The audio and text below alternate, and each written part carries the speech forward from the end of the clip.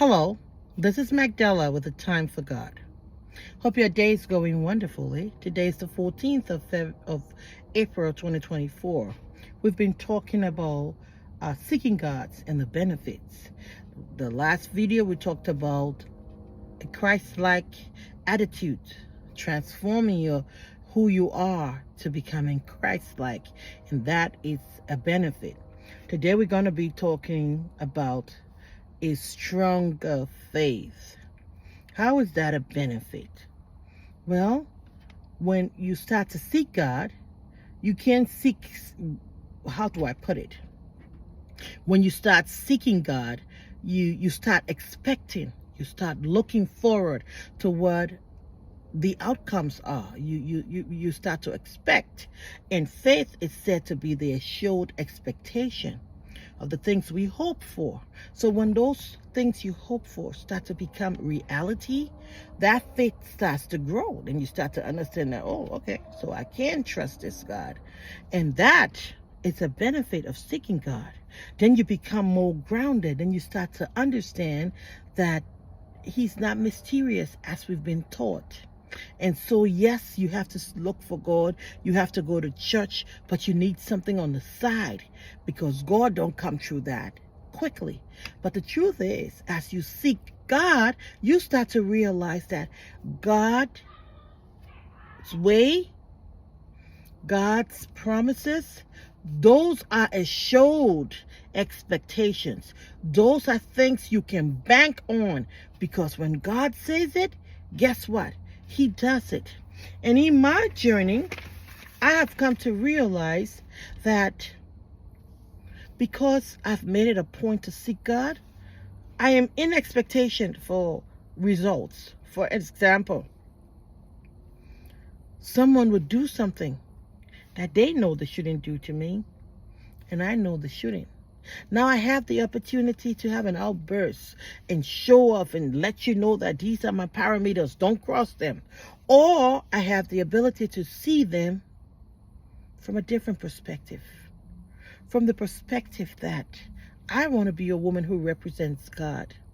I want to be a person who puts God first. So if another person comes in and saw me in an outburst, will I be representing this God? And if my answer is no, then my choice is no. Let it go. Look stupid. Look wrong. Let them feel the walking over you. And I will let it go. Sometimes with a heavy heart. Most times understanding that Jehovah God don't need my help. He don't need my fear. He needs me to trust Him. He wants me to have faith in Him. And so I go into things understanding those two facts, and I recite those things. I remind myself of those things that God don't need your help. He needs you to trust Him. He don't need your fear. He needs you to have faith that He is. He can do all that He has promised to do. And when I do that, truthfully, the end result always comes the way I expected. Most of the time, more, better. And so now, day in, day out, my faith is being stronger. It's growing stronger. And now I can be standing here telling you about this. If I didn't know for a certainty, I wouldn't be. But I have tested this out now.